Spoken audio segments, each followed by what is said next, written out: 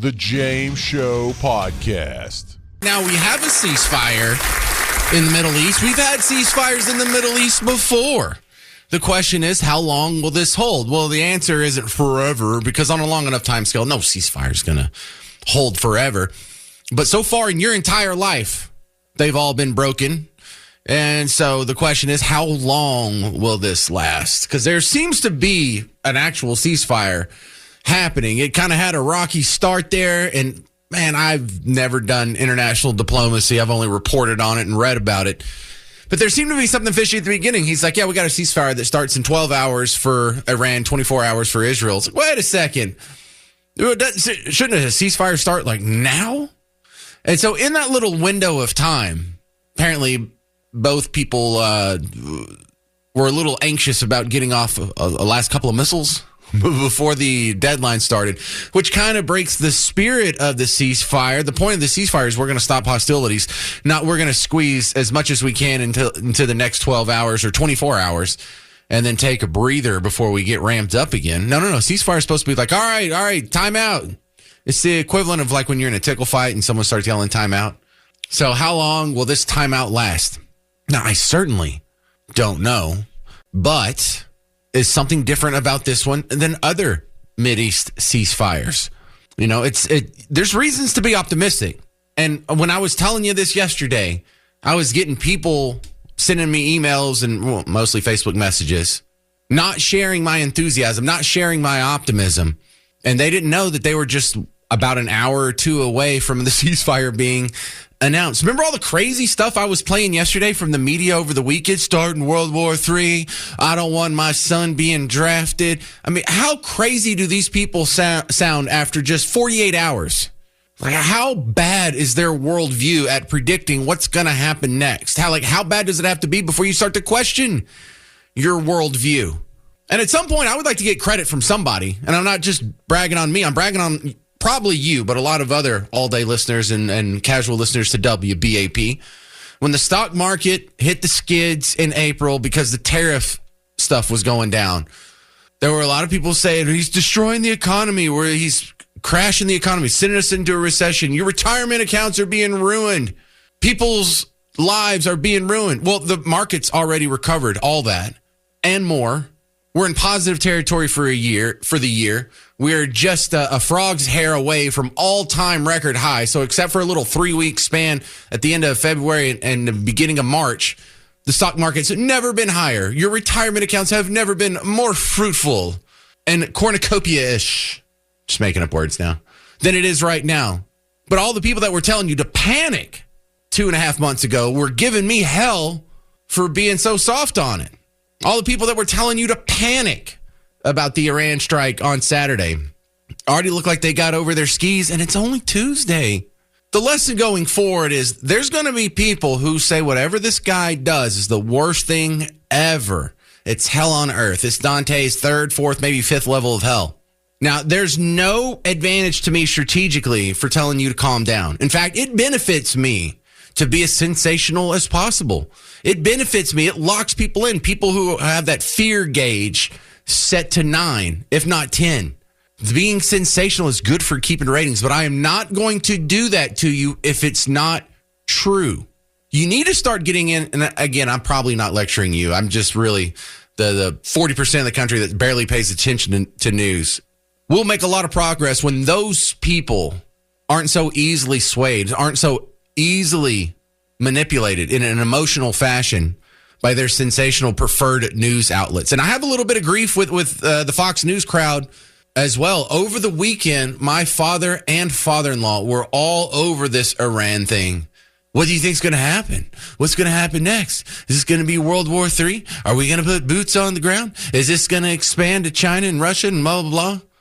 And I'm saying I am not even really keeping up with it because this isn't going to last. Iran can't keep doing this for very long. That's what I said last week. That's what's being borne out to be true. Iran can't put boots on the ground. What are they going to do? An amphibious assault on Galveston? Oh, my God. We've been dreaming about that as little Texans our entire life. What do you think we've been storing up all this ammo for? Even if they had a nuke, how would they get it here? Well, they could get a dirty bomb. And, well, Pakistan's had a nuke for 20 years. Any dirty bombs yet? There's always going to be people who are trying to scare you on the right and left just to grab your attention so you don't turn the channel. When I do it, it means something. When you hear me panic, when you hear me concerned, when you hear me being what sounds like hyperbolic, let the table be set that I am not one of those people.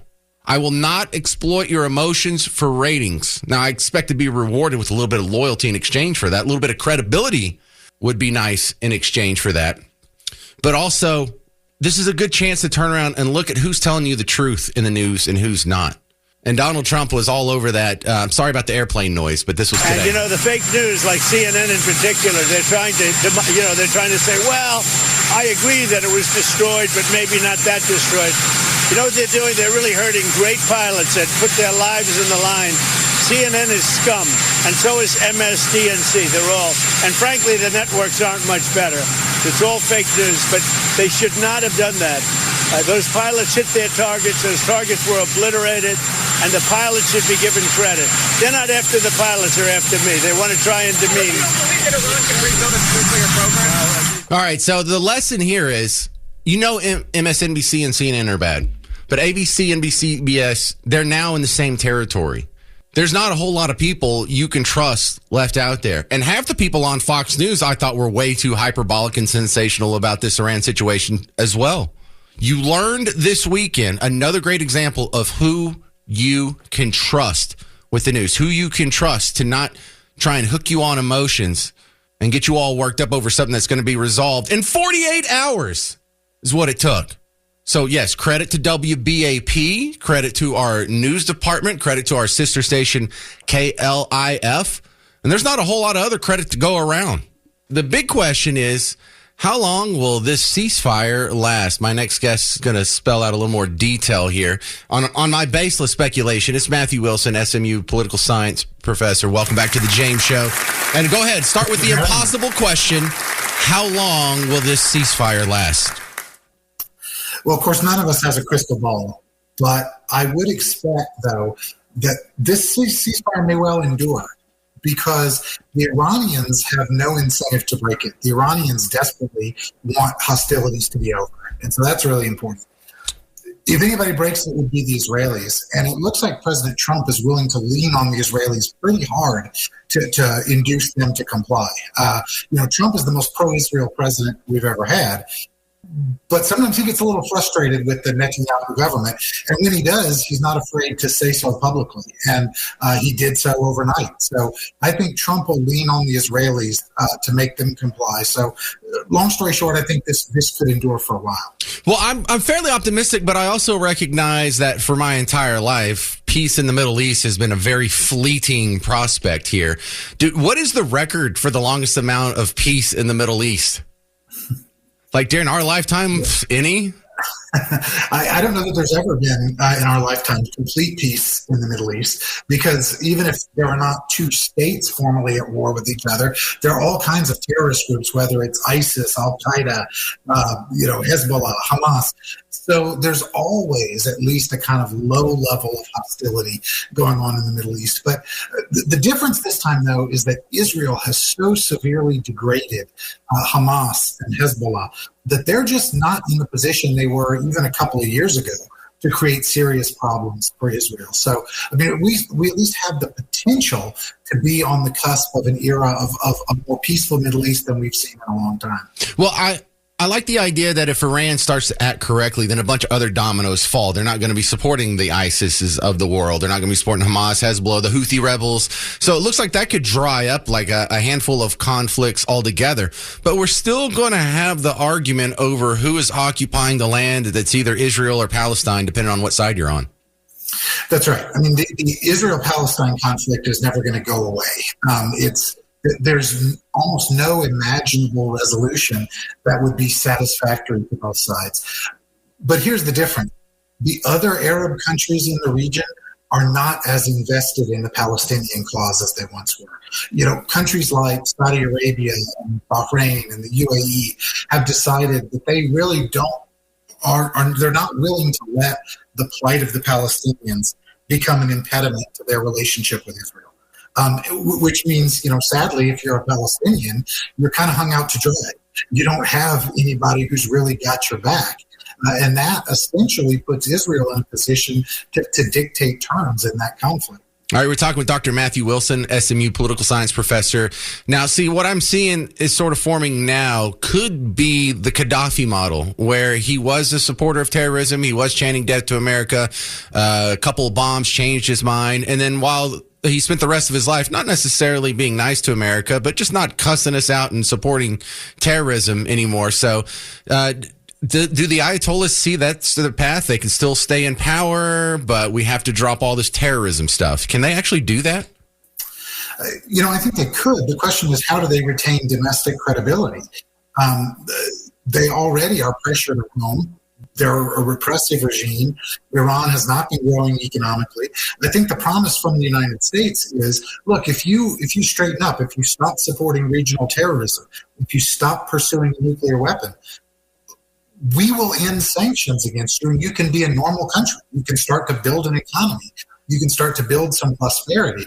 And then maybe that improves their path to remaining in power. Any chance Iran could become an ally on a long enough timescale?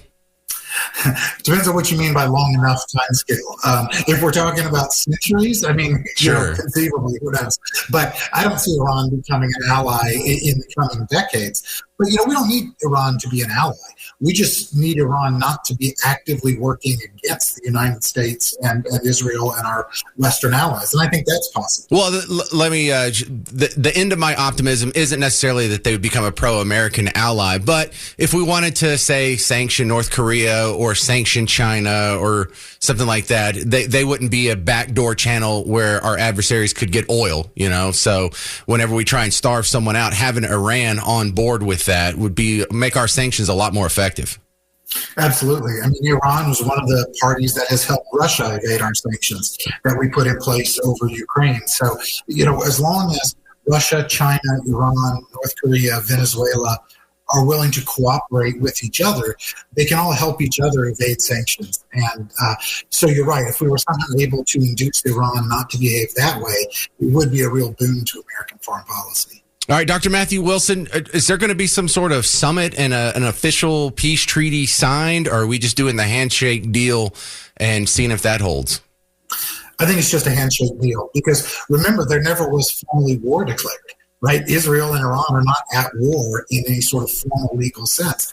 So I think we're just talking about a handshake deal. But, a handshake deal, given the circumstances we've seen, we'll take it. All right. Thank you very much, Dr. Matthew Wilson, SMU political science professor. Where do we find your work outside of the James Show? Oh, you can find it in a variety of different political science journals, but also I wrote a book called Understanding American Politics and a book called Politics and Religion in the United States. So feel free to check those out. Yeah, I don't get a whole lot of political science journals, Dr. Matthew Wilson. I figured that might be the case. If you got some leftover ones, maybe you could drop some off at the station. Thank you very much. This is Dr. Matthew Wilson from SMU on The James Show. This is Phil in Temple. You're on WBAP. How long will this last, Phil? Hey, thank you. I was going to make an observation about the Palestinian people compared to the Kurds. I lived in Sweden for a number of years, and I met a Kurdish guy there. I became real good friends with him who left with his family during the early 90s because it was called the Anfal campaign. It was genocide, a couple 100,000 people, but the courts in The Hague never recognized it as it being genocide. But they're no man's land. They're over on Turkey and Iraq and Syria. They've lost their thing for a long time ago. But the Kurdish people, they date back to the 400, 500 BC. Long history, but they're worse off than the Palestinians. And no one's even attacking the Palestinians. In other words. Yeah, so you know what? I actually have the Kurds on my T-chart on reasons why I think there will not be a lasting peace in the Middle East, because what I was trying to really boil it down is, this does solve a lot of problems. If let's make the great assumption that Iran acts correctly, then the Houthi problem may die down. Hamas and Hezbollah may die down. I don't know. They may try and continue in some diminished capacity state, but without the backing, the funding, the weapons, the logistics from Iran, what could they really do? ISIS couldn't have done its thing under Obama without Iran's backing. The insurgency that we had in Iraq for all those years was primarily of Iran's doing. So the Kurds are one of the question marks, because there are people without a homeland, and there has been violence perpetrated on them, and then them trying to defend themselves. And, you see a couple other little tribal conflicts like that. Remember the Yazidi Christians running from ISIS? But the big one is the Palestinian-Israeli situation is still going to be unsettled. There are still going to be Muslims, very angry Muslims, who think the Jews have no place in what we call Israel. And there's going to be Israelis who are like, no, I think we pretty much belong here. And I don't know how that resolves. How is that going to be something that doesn't lead to shooting on a pretty short time scale? Exactly. They're just going to go back to what they know, and that's a really good point you brought up, because it leads me to thinking about Iran now, because if I'm not saying anything, read between the lines, but how is the changing of the state of what someone labels what's going on there going to change the mentality and what they always continue to do the whole time, that they come back and they make promises and they go back to, enriching uranium and all this. So they continue to do that. So, and it's a religious basis, but, for all their stuff to conquer and eliminate, the infidels. And so why and how would any of that be changed? That goes back to somebody talking about, holy wars, in other words. Well, ideally, I think, Phil and Temple, I think the hope is that the hardline Islamist, not Islam, but Islamist population in Iran is a pretty succinct minority, like just to say maybe 20% or so. And once they get a hold of the seats of power, it's kind of like the Sunnis did in Iraq. They were a minority, but they held sway. And when the regime opens up, the majority actually gets a say so. And they're not going to, possibly, this is what I'm hoping, but they might not be nearly as hardline Islam as the previous iteration of their Ayatollah government. They're like the Democrats. Yeah, sort of as a similar analog there. I get what you're saying. Good joke to end on. That's Phil in Temple. But that's what we're really asking here is, if everything's perfect, of course it'll last forever. But we're in a human endeavor. This is not perfect, and it's never going to last forever. It may last longer than you and I live. And so for our experience on Earth, that will be peace in the Middle East for the rest of our lives. But yeah, like 100 years from now, 1,000 years from now, you think no one's ever going to shoot a bullet in hostility over a boundary? So let's just talk about where it could finally end up. And my eyes are still on Israel-Palestine, Israel and the West Bank, Israel and Gaza. Even if that gets solved, we still have Israel and the West Bank. We still have them putting settlements over there. They're very clearly trying to take over the rest of that little kidney-shaped area of land on the west side of the Jordan River. And I don't see a pretty solution to that. Now, I can hope, I can be optimistic. I can think, well, the hostilities, the terrorism, the bombings, the suicide bombings, the terror attacks, the tunneling, the attacking concerts, that could all be minimized quite a bit because Iran is withdrawing their funding from all of these terrorist activities. But it's kind of hard for me to see how it goes to zero. Goes to zero for the rest of my life? What am I going to live another 30 years?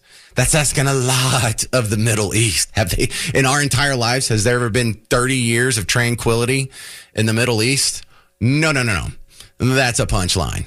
That seems kind of far-fetched. But really, if Iran does act well, far-fetched, but possible, that's interesting. We have impeachment articles that have already been introduced in the House. Al Green, representative out of the Houston area. It's the same guy that got kicked out of the State of the Union speech or joint address to Congress or whatever it was. Remember, he was waving his cane and yelling and wouldn't sit down, so he had to be removed. Yeah, it's that guy. He kind of looks like when Michael J. Fox was transitioning in Teen Wolf. Not that kind of transition. I mean, like to a werewolf. He was wolfing out. Yeah, that's the look Al Green's going for. Here it is. Happened already. Mr. Speaker, and still I rise. And I rise today in the name of government of the people, by the people, for the people. I rise today because our country is nearing a moment of decision.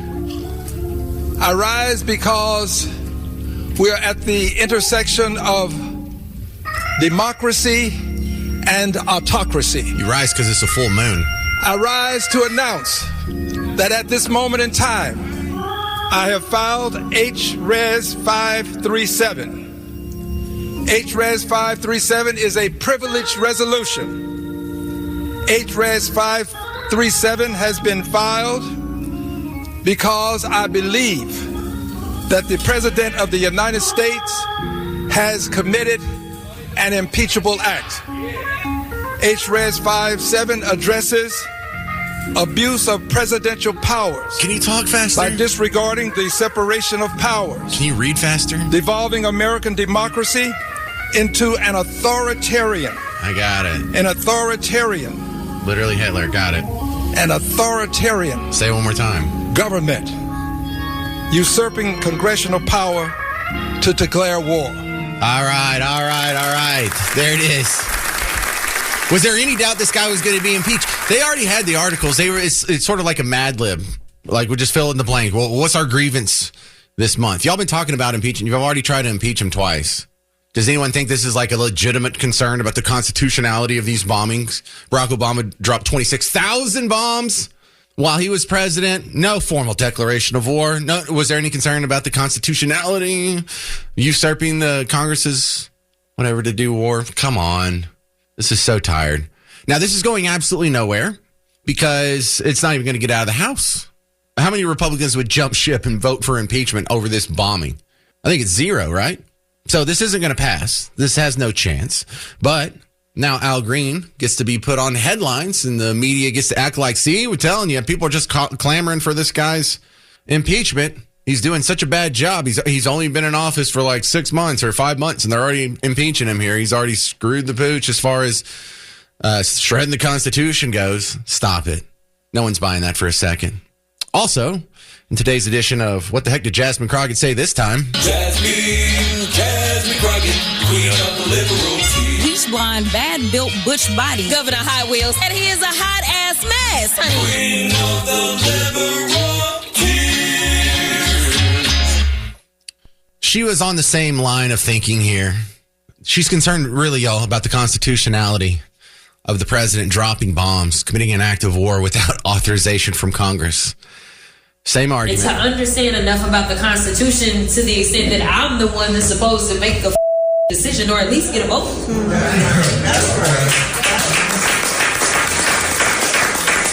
Yeah, I mean, there's a casual F-bomb in there, but there's a lot of the casual F-bombs floating around these days. There was Donald Trump standing outside of the helicopter or the airplane, whatever. We basically have two countries that have been fighting so long and so hard that they don't know what the they're doing. Do you understand that? So we're just saying F-bombs all day, every day now? I mean, don't applaud that.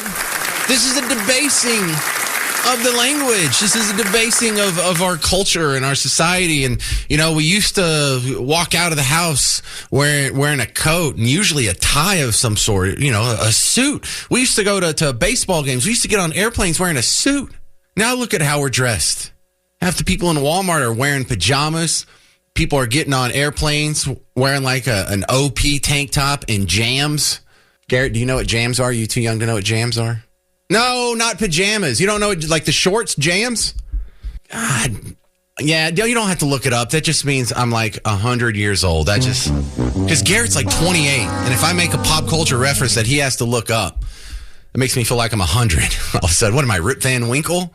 So that's what's going on here. That's today's episode of What Did Jasmine Crockett Say This Time? They're concerned about the wartime decisions, y'all.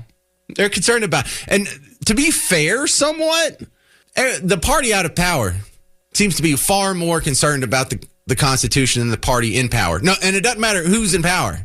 These arguments come up. Oh, you're not allowed to do that without an act of Congress. Well, you let Joe Biden do it. You let Barack Obama do it. If you only selectively care about the Constitution, then you don't really care about the Constitution. It's just a convenient sledgehammer to bludgeon your political opponents. But you don't care about the Constitution. You're trying to exploit the American people who actually think they care about the Constitution. But here we are. Make no mistake, though, that impeachment isn't going to go anywhere. It's not designed to go anywhere. It is designed to make headlines. It is designed to try and influence the 40-something% of our population that is window lickers. And I don't mean that as an insult. You're listening to talk radio. You're already more informed than most of the people that you cross on the sidewalk. You're more informed than the people who are in line in front of you and behind you at the grocery store. But there's a lot of people who just get some casual headlines here and there, maybe floating across their social media. Maybe they walk through the living room while their dad's watching TV and they catch some headlines or something to that effect. Maybe they just get some info talking to friends. But all this is for is so MSNBC and CNN and ABC and CBS can spend some of their precious real estate, and that's what you call on-air time in broadcasting, spend their precious real estate giving you another story that makes Donald Trump look as bad as possible. Because the news doesn't go out there. Most news outlets don't go out there and say, what is the most important thing the president said today? And let's pass that along to people. What is the most profound or impactful or life-affecting decision he's making today? And that'll be our headline. No, the paradigm that these people work on, their algorithm, their modus operandi is if Donald Trump spoke for 90 minutes, they will go find the 10 seconds that makes him look the worst, that will be the most controversial, that will be the most offensive to the most amount of people. And that's the headline. You know, in Congress, there's all kinds of important bills that are being proposed all day, every day, that they're talking about in committee, that they're admitting into the register, that they're putting down on paperwork, that they're submitting into the system, many of which actually have a chance of passing. But they're not going to make the headline. And this will. Why? Because that's its job. Its job is to just convince people that Trump is not popular, that Trump's not a good president, that he's a terrible president, normal people are trying to kick him out of office, and you should too. Pathetic, isn't it? 800-288-9227, 800-288-9227. Coming up next, your governor, Greg Abbott, vetoed the THC ban. So, will weed remain legal in Texas? I don't know. I don't know if it'll survive the special session that he also called. So we'll go into details on that. Also, I Want My 80s tour featuring Rick Springfield coming to a music hall at Fair Park on July 20th. Special guests John Waite, Wayne Chung, and Paul Young. You can get tickets and information at livenation.com. But if you want to try and score a free pair off of WBAP, listen to our morning show all this week because they're going to be giving away tickets to the I Want My 80s tour featuring Rick Springfield, the WBAP morning show. Check it out tomorrow morning. I'm James Parker. This is The James Show. News Talk 820, 93.3 FM, WBAP. The James Show Podcast.